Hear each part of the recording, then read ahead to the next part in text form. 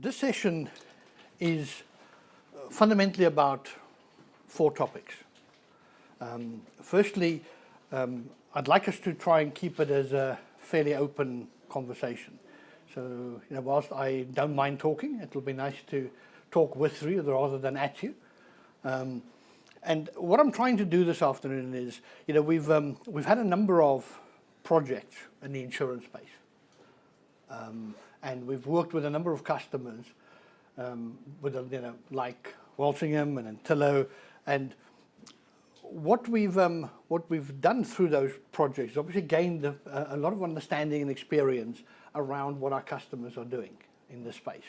So what we thought would be useful is to actually talk a little bit about what typically is part of a solution today. What do we actually incorporate into these MI solutions in the insurance space?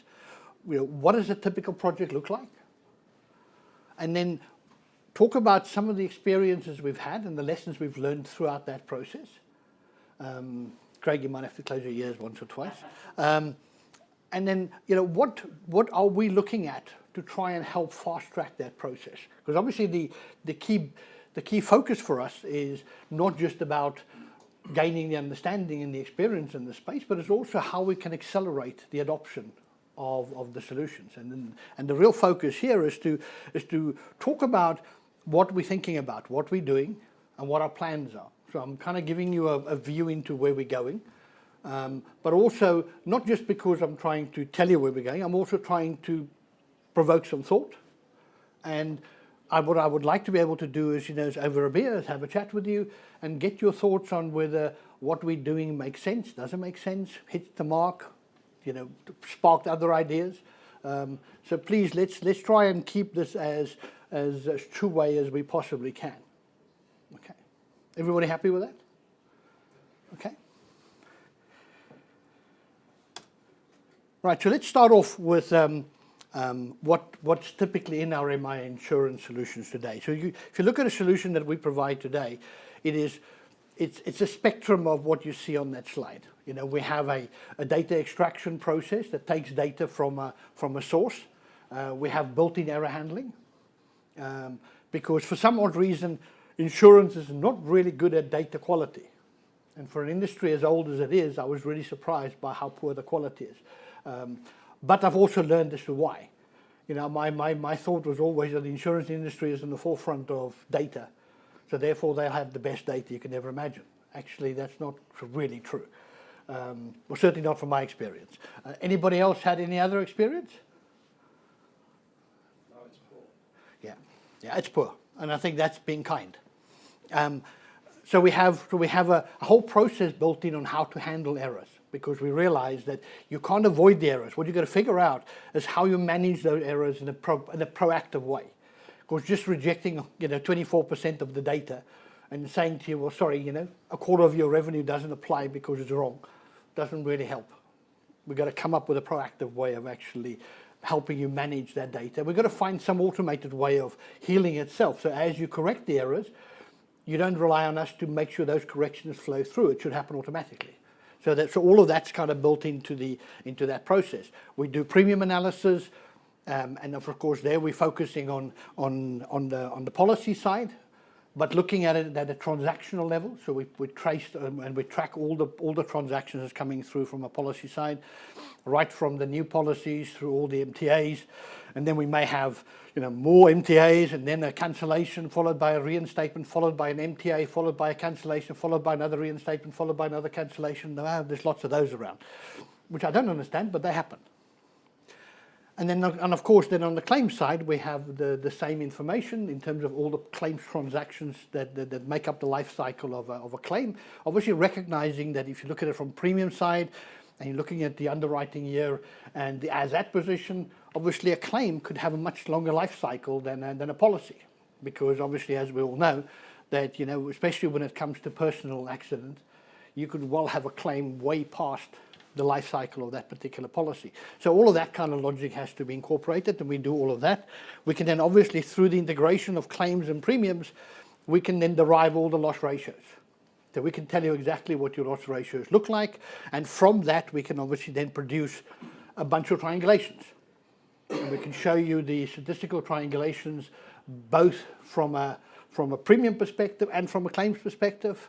And of course, if you think about the overall solution, then maybe if your line of business is vehicle, then obviously you can break it down and do triangulations by the vehicle, by the policyholder.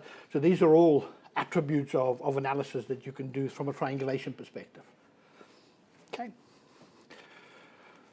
Standard set of reports. So we've kind of developed a profile of reports that we believe customers need for a start. So we're looking at premiums and looking at claims and looking at the loss ratios, looking at it by policyholder, looking at it by brokers.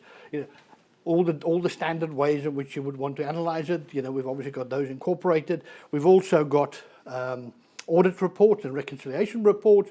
So if there are errors in your system, we can tell you that your source was 40 million written premium. You've got 3.8 million worth of errors. The balance is now in the system, but when we add them all together, it comes back to the same number. So at least you know where the numbers are in the system. Okay. Dashboards, we package them all into nice little menus for you, so it's easy to navigate your way around the system, and we fully automate the update process so that it just happens every night. So you're not dependent on people in the organization to run these, they happen. Any comments or questions at this stage? Is that a fair reflection, Craig? Yeah, I think it's a very good reflection. Okay, good, thank you. So, and if you were looking at claims and premiums, is that kind of what you would expect? If looking at people that are not using the system at the moment, is that kind of in line with what your expectation would be? Yeah. Okay, good. All right, so that's looking at the solution. Now let's go the other way and let's look at the project. And if you look at the project, what we're finding is that we typically have two different sources of data. One comes from the premium side and the other one comes from the claim side. And the good news is they are very badly integrated.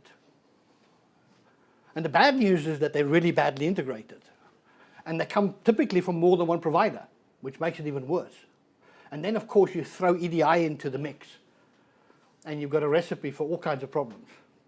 Okay, and I'm not trying to be the prophet of doom here, but in reality, that's what happens. Is you end up with more than one source of data, and that in isolation they don't look particularly complex, or they don't look particularly troublesome, and they don't look like they've got bad data. So when you try and glue them together, you suddenly realize that there's actually a lot of holes in the middle where the data don't actually glue together very well. Okay. The second issue that comes out in terms of the project is that when we look at different customers, they come up with specific issues or specific demands that they want to address. So, for example, we have a customer that's come along and said, "Ooh, we want to analyze all your stuff by binders. I know you've got this wonderful underwriting calendar and you can do it as that position, and that's all lovely. But I have a bunch of binders and I have to report on a binder level. I'm not doing it on an underwriting calendar perspective. I may want to do that too, but I want to do it on a binder level." Now, is that an unreasonable request? No, of course not. But it has an implication. And the implication is that you have to go back and address the implication of that requirement on the design. Yeah? The next thing that you end up with is that for some reason, the insurance industry doesn't like calling the same thing the same thing. So written premium is not called written premium. I have now seen 10 variations on that theme, and every acronym has a particular reason why it's there for that customer. But we can't seem to call the same thing everywhere. So we end up, for every customer, we have this process of having to rename things to make it unique to that customer, even though it's the same thing as everybody else. Okay? And of course, that also brings in some business rules. So if you look at business rules, I kind of break it down between two layers. You typically have the layer that says, I'm dealing with industry type rules. So here I'm working on the assumption that you can't have a claim before the inception date of a policy. That kind of doesn't make sense. And you can't have a cancellation with no effective date. So these are things that we all know just ain't going to work. Then, of course, there is also stuff that's unique to the customers.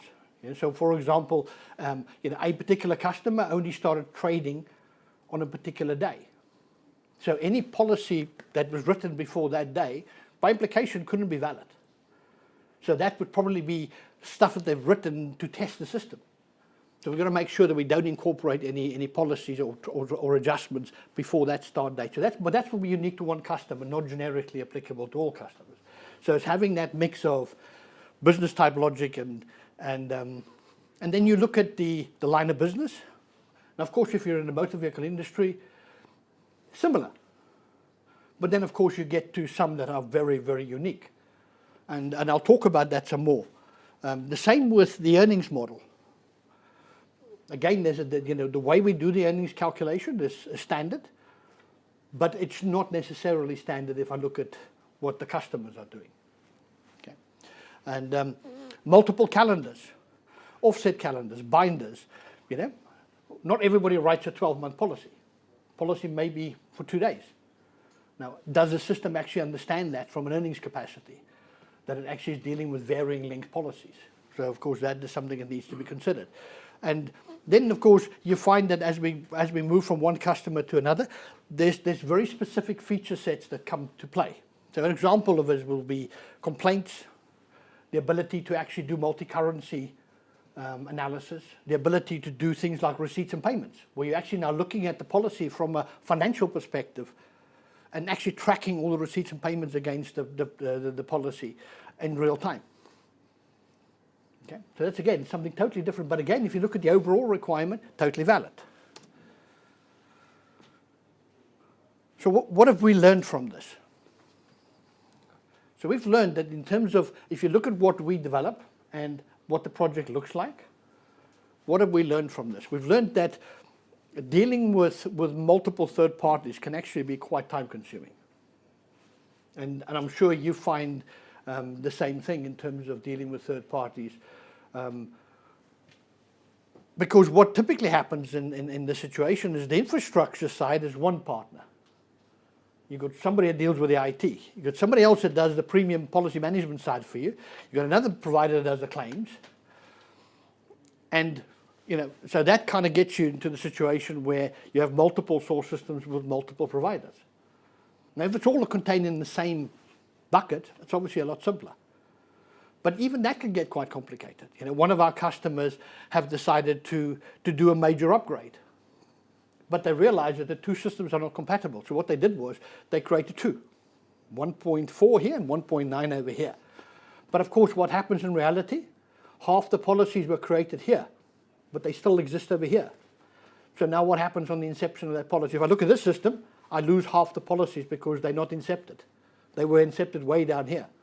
And if I look at that one, I have all the inceptions, but I don't actually have the history of the policy.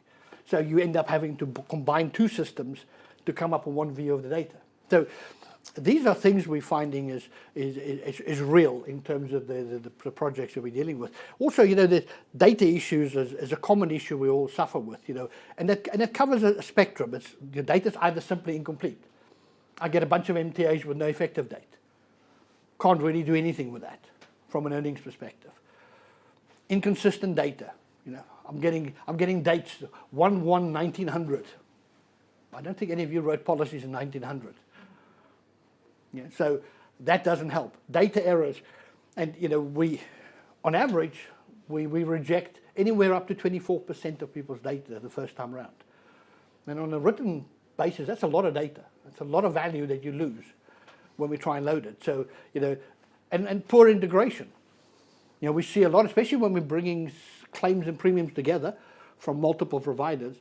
We find that there is a lot of integration problems where people have claims for policies that don't exist in their system. And you can say, well, that shouldn't happen, but it does happen. So just looking at that in terms of the projects, I've already spoken about the fact that if you have specific needs, that will drive change on our side. Sensitive data. We all are now becoming a lot more exposed to this GDPR problem. And we all know May is looming and the government needs to make some money to pay for Brexit. So they're going to pick some people to become the scapegoats for this and become their funding vehicle. data reconciliation process is difficult and time consuming, because actually what happens in a lot of cases, it becomes quite interesting. We have three sources. We have the source system, we have our system, and we have what the user thinks the answer is. And they're not necessarily the same. And actually getting to a point where you reconcile across those three to everybody's satisfaction can be quite a difficult process. And the question is, how do you deal with that? And I spoke about EDI. And product structures can be complicated. I thought that joke actually summed it up quite nicely. For those of you who couldn't read it, it says laughter is the best medicine, but your insurance only covers chuckles, sniggers, and giggles. And it kind of encapsulates the fact that product is not what you think it is. It can be all kinds of things. So what we're seeing out there is, we're seeing people having a single line of business with a bunch of attributes attached to that line of business. We see people with multiple lines of business, but it's the same attributes. So the attribute set's the same, which is good. That's easy to deal with. Then you get the situation where they have multiple lines of business, but each line of business has its own unique set of attributes. So, I'm doing vehicle and personal. Well, the attribute set is totally different across those two. And then you get into even more complicated stuff where you're dealing with a multiple line of business, but it's actually hierarchical. So we have a customer where they have multiple products and they have multiple risks. And each product will consist of a number of risks, and each risk will apply to a number of products. Each risk will have a number of insurers attached to that risk, and each insurer will carry a percentage of the risk. So you've got to think about not just how you structure the product, but you also got to think about who earns what. Because now your earning model is actually split by a percentage contribution by the insurers. So you can see there it becomes a lot more complicated in terms of how you deal with the actual product.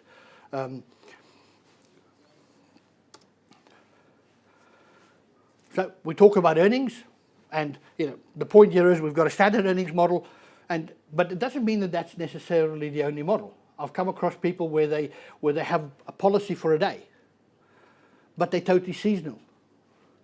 So, for example, travel insurance is an interesting one. How do you earn insurance in the travel industry? Are you really interested in the 365-day earning model on a travel policy? Well, I guess it's quite seasonal. So you may want to have a totally different way of earning your data in that example. So what we obviously need to think about is how we cope with that. And then, of course, the other thing which comes up everywhere is everybody likes the idea of predictive analysis. And I thought that was actually quite apt. I did have a chuckle when I read those. What it fundamentally boils down to is data mining and machine learning, predictive type of analytics. I've been around this stuff for a long, long time. We actually, in a previous life, we had our own product that did data mining. So I know the subject really well. And the challenge there is really not what it is you do with the data mining technology, is understanding what it's telling you. That really is the real challenge.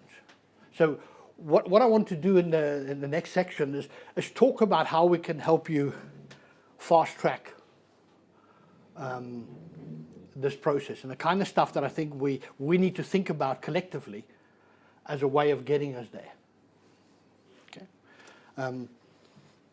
So, as I said, my focus here is really to tell you about the things we're doing. Our focus as a company is to speed up and simplify the rollout, create a configurable platform, add value to your data, and sort out infrastructure. So those are the kind of things that I'm really focused on. What I'm really keen to find out from you later on is, what do you think? Is that in line with what you're trying to do? Are there things that we're not doing that you think we should be doing? So anything around that is very valuable. So what are the things that we're doing? So currently, and this is an ongoing process, we've been doing that for a while now, is actually standardizing our design for the insurance industry. So if we talk about our database design, we're actually been working with the existing customers, we've been upgrading the existing customers, and what we're doing is we're continually putting work into our design to try and keep our design as common as possible, so that we can very easily cope with either a very simple requirement, but equally well a complex requirement. So if you think of that whole, hierarchical product structure, that's very complex. But our standard design will cope with that in the same way it will cope with a single product with a single set of attributes. And so what we're trying to make sure of is that our design can handle the complexity scale, because we recognize that customers vary quite a bit. And what we don't want to do is every time a new variation comes along, having to actually redesign the database. So we're obviously making sure that's the case. And the other thing we've been doing is continually extending the scope of what this database can handle. So, as I said earlier on, we obviously focused in the current solutions around premiums and claims. We started doing quotes for Antillo. We've been doing work in extending our capacity to deal with multiple lines of business. We've now got the capability to cope with payments and receipts. We're handling multi-currency.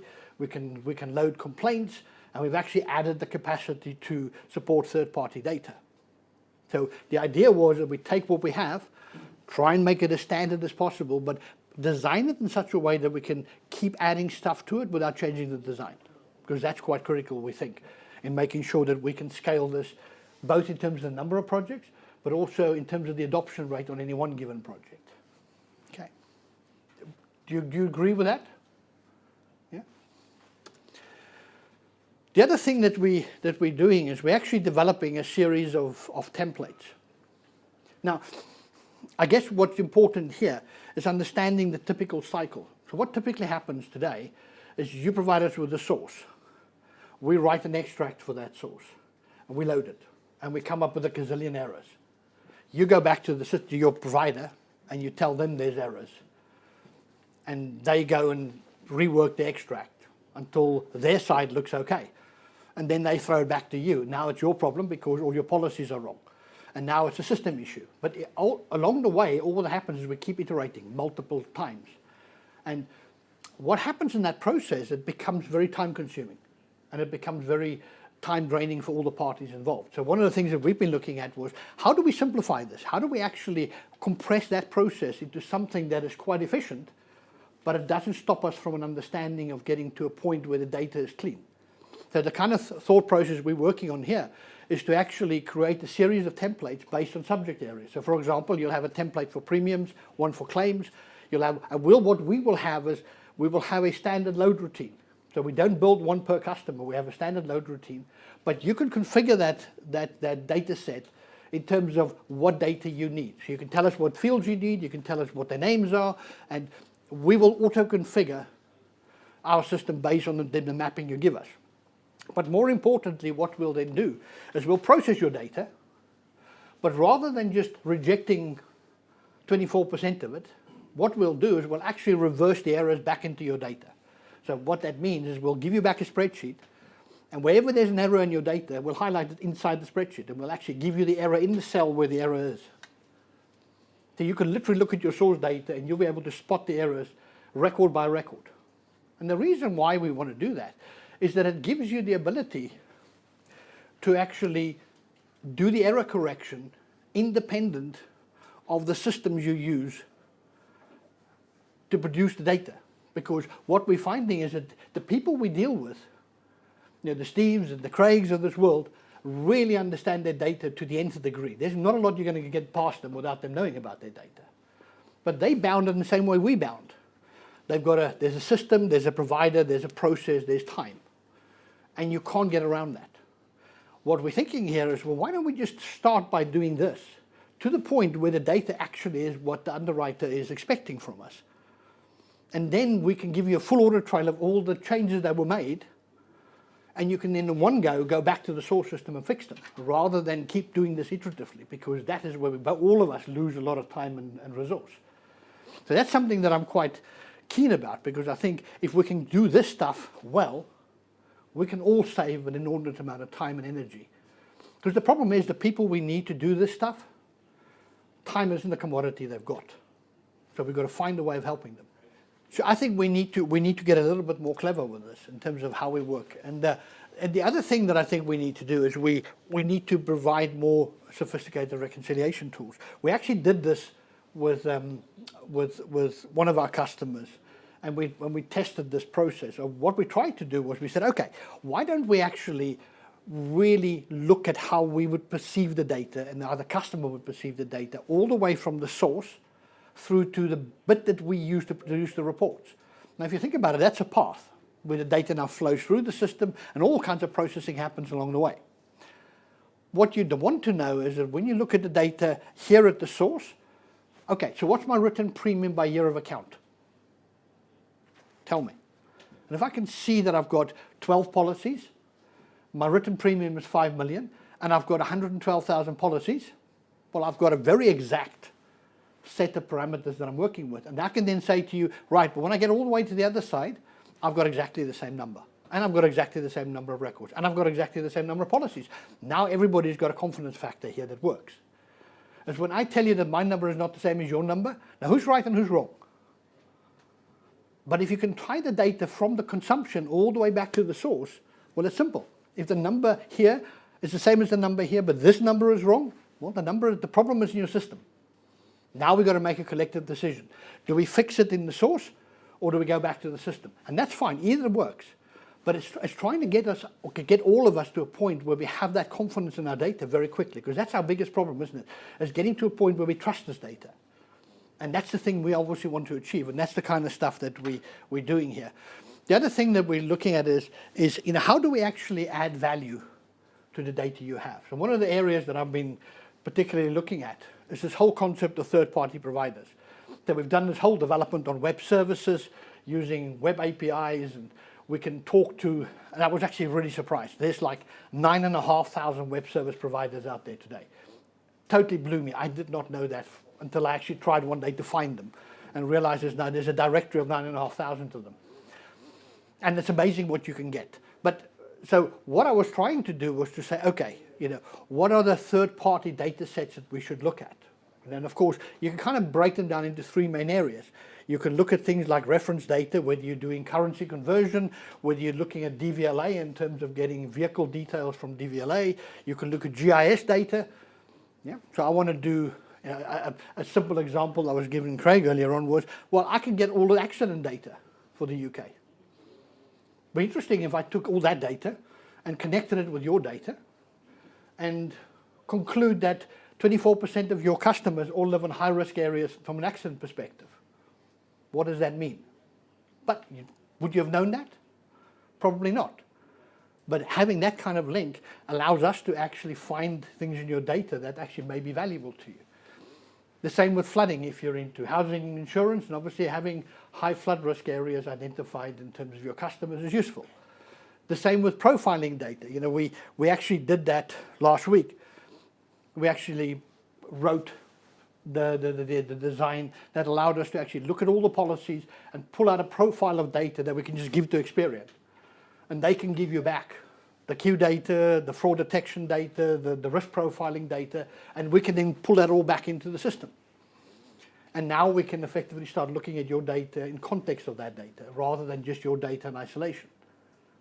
So this is stuff that I'm personally quite excited with, because I think that is where we will make a difference going forward, is if we can actually take all this external data and really allow you to look at your business, but in context of that data. The trick is not having to pay for all of this up front. So this is the bit that I'm not sure about at the moment, because my thought process is, I want all of these guys to give me their data, but I don't pay them, and you don't pay them. You pay them when you use it, but it's available. And that's the philosophy I want to get across to those providers, that it almost becomes a pay-as-you-go type model, rather than I'll wait till you need it and I'll hang on to it for dear life, and the moment you need it, I'll give you a bit. That's not responsive enough. We're going to end up with a situation every time we get there, we have a debate about the money, and then we wait. Whereas if I can actually build all the pipes and make them work, then we only need to worry about the price when we actually get to use it. And if we do it on a consumption basis, it's easy. You pay for what you use, nothing more. Anyway, so that's the other thing we're looking at. The other thing we're also working on is, we talk about taking your data and consuming it and integrating it and cleaning it and making it look pretty. But actually, the other thing that we also need to do is the reverse. It's actually allowing you to get to the data in a shape that suits you. You know, the number of people that have come to me and said, can you not just produce me a spreadsheet that's got this column, this column, and this column, and this column, so I can do some analysis? And then I go, no, you don't want to do that.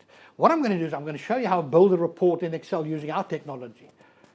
And now they're going to figure out how to do this. And I'm thinking, why? Why? You know, am I scared that they're going to do something that I don't want them to do? Actually, it's not true. I want you to be productive. I want you to be efficient. So why would I not help you to do that? Why would I not give you the data in the shape that makes you productive? And that includes personal analysis, whether it's Excel, whether it's Power BI, whether it is third-party people that want data from us. The Experian is a good example of that. You know, statistical analysis. I was looking at, who of you use Emblem? Any of you? Statistical analysis.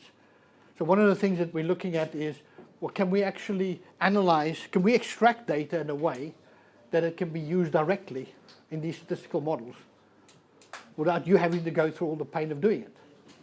The same with the machine learning.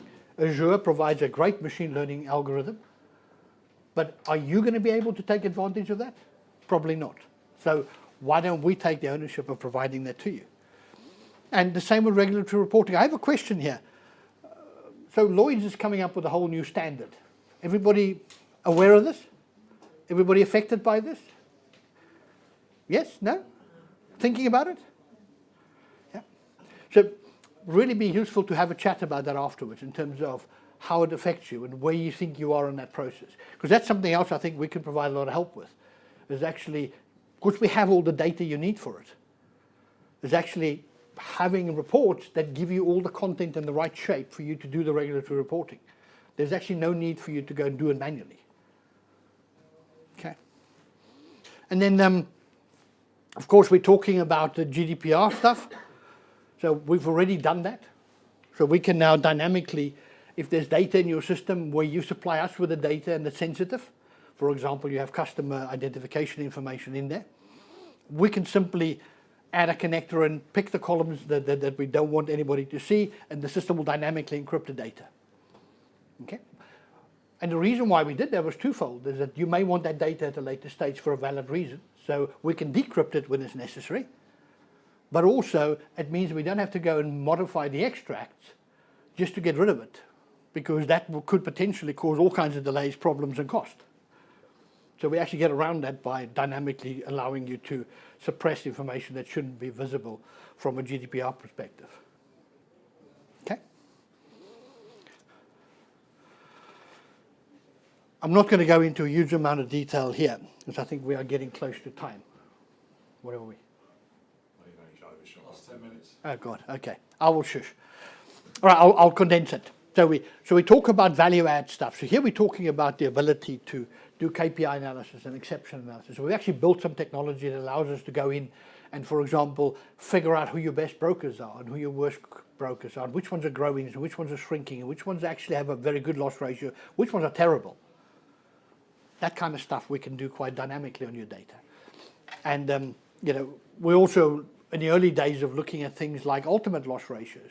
Can we actually predict into the future what your claims are going to look like, so we can give you a view of your ultimate loss ratio as opposed to what it is today? Okay. And then looking at you know, making sure we centralize the business logic as far as we possibly can, having ad hoc analysis in Excel, and you'll see some of that example in my next session this afternoon, where I actually build some stuff to show this. And then, of course, using our Report Studio product to do the more complex regulatory reporting. We certainly can do that. Paul spoke about the multi-tenanted hosted platform. We have done a huge amount of work in putting together a platform where we can actually host solutions for customers. And that gives us a number of benefits, and you a number of benefits, both in terms of our ability to support you, B, the speed with which we can do it, but C, also how quickly we can evolve this platform and make all this new stuff that we're developing available to all the customers, as opposed to doing them one at a time. You know, so we're finding that that's a great platform for us to do that. And so I'm not going to go through each of those, but what are we really saying is we're doing a good job in terms of premiums and claims. You know, I'm very happy with what we do today. I think we do a really good job. But I think if we can create a common platform that's extendable and configurable, and we can mold that into a multi-tenanted hosted platform, provide proper integration with third parties and the ability to add value to the data that you already have, and we can give you that information in a format that is useful to you, we'll have a much better solution overall. Because I think, ultimately what does it boil down to? It is a concerted team effort. It's not about us or you. One thing that is very clear to me in the insurance industry is that it's all about the partnerships, it's all about the relationships, and it's all about being there for each other, because the demands fluctuate dramatically in terms of what is critical today may not be critical tomorrow, but of course the vice versa is true, and it's finding that environment in which we can actually work together. That was a bit of a whirlwind discussion, hopefully giving you something to think about, and really would like to have a chat with you afterwards and get your thoughts on whether you think that there's things that we're doing that you like, or things that you think that we should be doing. But thank you very much for your time this afternoon. It was lovely to have the conversation.